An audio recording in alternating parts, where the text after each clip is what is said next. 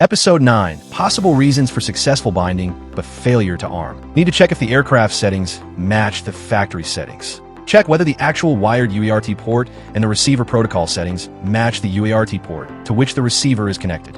In the ports menu settings, the official default factory configuration is as follows. UART1 is used as the video transmission communication interface. MSP needs to be enabled and VDX should be selected and turned on under peripherals. UART2 is used as the receiver communication interface. The serial-based receiver option must be checked and enabled. If there are any changes to the above settings, click the bottom right corner to save after modification.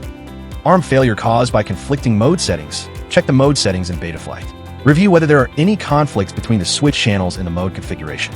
If any conflicts exist, they need to be corrected.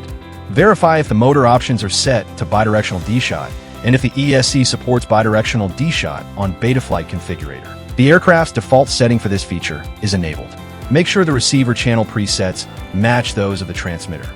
Aircraft may be unable to arm at tilted angles. Check the maximum arm angle setup on the Betaflight configuration page. Aircraft with GPS pre-installed may fail to arm due to unsuccessful satellite acquisition. Check if GPS rescue in the fail-safe settings is enabled. When the aircraft cannot bear med, the first step is to check the disarm flags on the Betaflight settings page to identify the reason for the arm. Then, make the necessary adjustments. That's all for this video. Thanks for watching.